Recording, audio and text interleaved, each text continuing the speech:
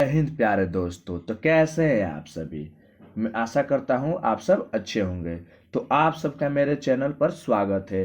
तो चलिए आज मैं आप लोगों के लिए बिहार बोर्ड से रिलेटेड कुछ ऑब्जेक्टिव प्रश्न लेकर आया हूं जो साइंस के हैं। देखिए इसमें मैंने दो चैप्टर से अभी तक आज फिलहाल सवाल उठाया है। एक है इलेक्ट्रिसिटी और है विद्युत धारा का चुंबकीय प्रभाव, यानी मैग्नेटिक इफेक्ट चैप्टर से मैंने दो प्रश्न उठाए हैं।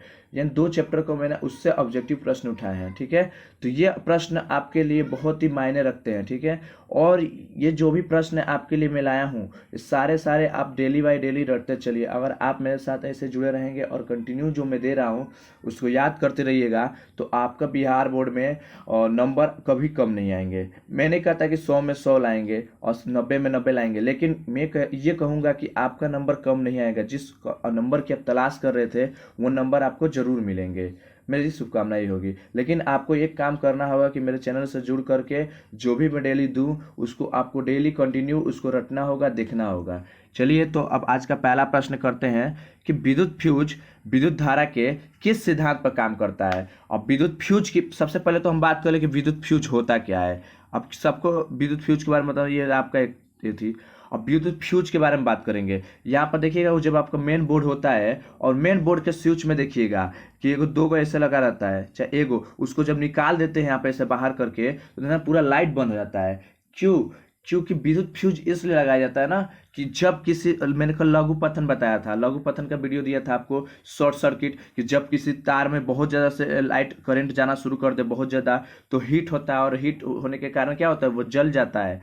तो वो पूरा वायर को नष्ट कर सकता है, उसके साथ जो भी यंत्र लगा रहता है उसको भी बेकार कर देता है। लेकिन यहाँ पर जब ये फ्यूज के में क्या होता है, इसका गलना बहुत कम होता है। इसमें जो तार लगा रहता है तांबा का, इसमें बहुत गलना कम होता है। और ये क्या करता है कि जब जब धारा ज़्यादा हो जाती है ना, किसी में मान लीजिए ट्रांसफार्मर से आया और हमारे तार के माध्यम से बहुत तेज वायर आ गए, बहुत ज़्यादा पावर होने लगा, तो क्या करता है ये जो विद्युत फ्यूज होता है, ये विद्युत फ्यूज ये टूट जाता है। इसका जो वायर होता है ज़्यादा गलना का नहीं होता है, कम गलना का होता है। जल्दी क्या होता है, गल जाता है और गल करके टूट जाता है, जिससे वायु सॉरी वायु नहीं, विद्युत बिजली क्या होती है आपके घर तक हर क्षेत्र में नहीं पहुंच पाती है, वहीं पर कनेक्शन उसका टूट जाता है। तो पूछ रहा है कि विद्युत फ्यूज विद्युत धारा का किस सिद्धांत पर कार्य करता है। तो सिद्धांत मतलब वो किस, उसका क्या एफर्ट होगा कि वो किस पर काम करेगा, उसमें प्रभाव पर या चुंबकीय प्रभाव या रासायनिक या इनमें से कोई नहीं। तो इसका आंसर होगा आपका उसमें। ठीक है, अगले प्रश्न की तरफ चलते हैं, प्रश्न नंबर 2 की तरफ। 2 नंबर प्रश्न कर रहा है कि किसी कुंडली का प्रतिरोध ज्ञात करने का सूत्र क्या है। अब किसी कुंडली का प्रतिरोध मतलब ज्ञात करना चाहते हैं तो प्रतिरोध का मतलब होता क्या है। प्रतिरोध का मतलब है कि मान लीजिए जा रहा है धारा, जा रहा है धारा, तो इसके बीच में कोई ना कोई चीज रुकावट आएगा। रुकावट मतलब समझ रहे हैं, मतलब कि ऐसा कोई है, यहाँ पर बैटरी लगा हुआ है, आपका यहाँ पर बैटरी है, यहाँ पर आपका क्या है कुंजी है, और कुंजी ऐसे है, और यहाँ पर क्या कोई चीज लगा है जो जल रहा है, जो जल रहा है, इसे बल्ब हो गया, यही आपका प्रतिरोध का काम करेगा। बल्ब जल रहा है यानी कुछ ना कुछ बिजली का खपत कर रहा होगा, तो मतलब उस धारा मतलब इससे जो आई जा रही होगी उसका कुछ ना कुछ उसको यूज कर रहा होगा। यानी प्रतिरोध का मतलब होता है रुकावट पैदा करना। रुकावट मतलब होता है इसको रुकावट मतलब रोक के रख देता है, थोड़ा सा मतलब उसकी स्पीड को कम कर देगा। ठीक है, अवरोध उत्पन्न करने का काम करता है, सीधे सीधे बोले तो अवरोध उत्पन्न करने का काम करता है। तो ठीक है, तो एक आपको याद होगा ओम्स लॉ। ठीक है, ओम्स लॉ में क्या होता है कि भी समानुपाती होता है आई के। ठीक है, भी समानुपाती होता है आई के। तो भी समानुपाती आई होता है, तो ये इस समानुपाती को हटाने के लिए हम समानुपातिक नियतांक लगाते हैं, जिसको रखते हैं क्या, आर। यानी भी बराबर क्या लिखते हैं, आर इंटू आई। यहीं से आपका क्या निकल जाता है, आर का फॉर्मूला। तब यहाँ से क्या निकलेगा, आर बराबर क्या हो जाएगा, आर बराबर हो जाएगा भी बटा आई। क्या हो जाएगा, भी बटा आई। तो यहाँ पर आंसर क्या होगा, A number, B number, C number, D number. क्या होगा आंसर, आंसर होगा बी नंबर। ठीक है, अगले प्रश्न की तरफ चलते हैं, प्रश्न नंबर 3 की तरफ।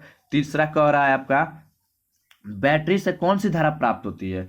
आपको पता होना चाहिए, ए नंबर दिया दृष्ट धारा, बी नंबर दिया प्रतिवर्ती धारा, सी नंबर दिया ए और बी दोनों, और डी नंबर दिया है इनमें से कोई नहीं। तो देखिए जो बिजली वाला करंट होता है ना अल्टरनेटिंग करंट होता है। ठीक है, और जो बैटरी से जो प्राप्त धारा निकलती है वो डिस्ट धारा यानी डायरेक्ट करंट, यानी समझिए इसमें आंसर क्या होगा आपका डिस्ट धारा। ठीक है, अगले प्रश्न की तरफ चलते हैं। अगला प्रश्न कह रहा है कि विद्युत बल्ब पर 100 वाट 220 वोल्ट अंकित है, तो बल्ब से प्रवाहित विद्युत धारा का मान क्या होगा। अब पूछ रहा है कि 100 वाट का कोई बल्ब है, आपके पास पीला कलर का जो बल्ब होता है वो शायद 100 वाट का होता है, ठीक है, उससे भी हो सकता है, लेकिन मैं 100 वाट को ले रहा हूँ। और 100 वाट का कोई यहाँ पर बल्ब है, ठीक है, कितना वाट का है, 100 वाट का, ठीक है, 100 वाट का बल्ब है, ठीक है। और इस बल्ब को इस बल्ब पर कितना वोल्टेज दिया जा रहा है, 220 वोल्टेज मिल रहा है इसको, ठीक है, इतना बल्ब मिल रहा है। तो पूछ जा रहा है कि इससे जब इतना मिल रहा है तो इसमें कितना आई का मान हो रहा है। आई का मतलब विद्युत धारा उसमें कितना जा रहा है, करंट कितना जा रहा है आखिर। वोल्ट तो उसको 220 मिल रहा है और 100 का वाट लग रहा है, लेकिन उसको बात करें तो वहां पर आई का मान वहां पर क्या हो रहा है, आई मतलब वैल्यू क्या जा रहा है उसका, आई का मान कितना हो रहा है, यानी विद्युत धारा। तो इस तरह से पता करना होता है कि क्या उस विद्युत धारा आई का मान क्या होगा। तो यहाँ पर आई का वैल्यू निकालने के लिए क्या करते हैं कि आई का फॉर्मूला आपको मालूम है, पावर शक्ति P बराबर क्या होता है, W/T। लेकिन P का एक और भी फॉर्मूला बनता है, P बराबर एक और बनता है, P बराबर V इंटू आई, ठीक है। तो यहाँ निकालना है हमको क्या, आई। तो आई निकालना तो क्या करेंगे, आई को पहले रखेंगे और यहाँ पर भी किसके रूप में, बराबर को उधर गुणा के रूप में, इधर जाएगा तो किसके रूप में, भाग के रूप में, यानी P बटा क्या हो जाएगा, भी। तो यहाँ पर पावर कितने का हो रहा है, इसका पावर हो रहा है कितने का, 100 वाट का। इसका पावर कितने का हो रहा है, 100 वाट का। अब वोल्ट इसमें कितना जा रहा है, 220 वोल्ट का। और तो जीरो जीरो से कट गया, ठीक है। और यहाँ पर क्या बचेगा आपका, 10, यहाँ बचेगा 22। तो यहाँ पर 10 का कितना हो जाएगा, 5, और 22 का कितना हो जाएगा, 11। क्यों, हम दोनों 2 से कटाए हैं ऊपर नीचे। तो कितना आंसर आ रहा है, 5/11। तो यहाँ पर 5/11 कहाँ दिख रहा है आपको, यहाँ दिख रहा है ना। तो यही आपका आंसर होगा, ए नंबर, ठीक है। अगले प्रश्न की तरफ चलते हैं, प्रश्न नंबर 5 की तरफ चलते हैं। कह रहा है कि विभवांतर मापने वाले यंत्र को क्या कहते हैं। यानी एक बिंदु यहाँ पर दिया है कोई चार्ज और एक बिंदु यहाँ पर है, इन दोनों बिंदुओं के बीच के जो अंतर होता है, इन दोनों बिंदुओं के बीच का जो अंतर होता है उसी को हम विभवांतर कहते हैं। लेकिन इस विभवांतर को मापने के लिए कोई ना कोई यंत्र चाहिए होता है, ठीक है। तो उसी यंत्र को क्या कहते हैं हम लोग, वोल्ट मीटर। क्या कहते हैं, वोल्ट मीटर। जैसे कि यहाँ पे एक बैटरी लगा रहेगा, ऐसे ऐसे रहेंगे और यहाँ पर ऐसे जा रहा है, फिर यहाँ पर बैटरी लगा, यहाँ पर कोई प्रतिरोधक है और फिर ऐसे कोई है, यहाँ पर धारा जा रही है, ठीक है। तो यहाँ से यहाँ जो ये नापा जाता है ना, इसी को वोल्ट कहा जाता है। यहाँ से इस बिंदु के बीच का जो मापा जाता है इसी को क्या कहते हैं, यहाँ से यहाँ को, इसी को वोल्ट कहते हैं, ठीक है। अगला विभवांतर कहा जाता है, ठीक है। अगले प्रश्न की तरफ चलते हैं। अगला प्रश्न कह रहा है एमीटर को विद्युत परिपथ में कैसे जोड़ा जाता है। तो ए नंबर जो है श्रेणी क्रम, बी नंबर समांतर क्रम, सी नंबर ए और बी, और डी नंबर इनमें से कोई नहीं। देखिए श्रेणी क्रम का सीरीज ऐसे बनता है, ठीक है। ऐसे आपको यहाँ पर बैटरी लगा है, ठीक है, और यहाँ पर आपका कुंजी लगा है और ऐसे गया और ऐसे गया। तो इसका क्या होता है कि इसका ऐसे बनता है, ऐसे ऐसे कह के फिर ऐसे ऐसे बन के फिर ऐसे, मतलब ऐसे ही जुड़ता चलता है, V1 V2, ठीक है, I1 I2, आई का मान इसमें पूरा सेम जाता है। श्रेणी क्रम में यही इंपॉर्टेंट होता है कि आई सबसे समान जाती है, लेकिन समानांतर क्रम में आई बराबर नहीं होता है और उसमें विभवांतर बराबर होते हैं, ठीक है, वोल्ट बराबर होते हैं। तो यहाँ पर कौन सा आंसर हो जाएगा, श्रेणी क्रम, ठीक है। अगले क्वेश्चन की तरफ चलते हैं, क्वेश्चन नंबर 7 की तरफ, कि विद्युत धारा का एसआई मात्रक क्या है। आपको पता नहीं, देखिए विद्युत धारा जब किसी भी करंट जा रहा है तो उसको मापने के लिए कोई ना कोई चीज चाहिए ना, कि जिससे हम उसको माप सके कि इसमें कितना करंट जा रहा है। करंट हमको पता कैसे चले, मोबाइल जब चार्ज करते हैं और चार्ज हो रहा है, बोर्ड से लॉक करके मोबाइल हमारा चार्ज हो रहा है, तो चार्ज हो रहा है तो उसमें कितना करंट आ रहा है उसको पता कैसे करते हैं। उसको देखिए चार्जर पर लिखा होगा 1.2 एम्पियर, 2.4 एम्पियर, ऐसा दिया रहता है ना। तो यानी वो क्या होता है, वो बतलाता है कि कितना धारा आ रहा है। तो इसका एसआई मात्रक क्या हो जाएगा, एम्पियर, ठीक है। क्वेश्चन नंबर 8 की तरफ चलते हैं।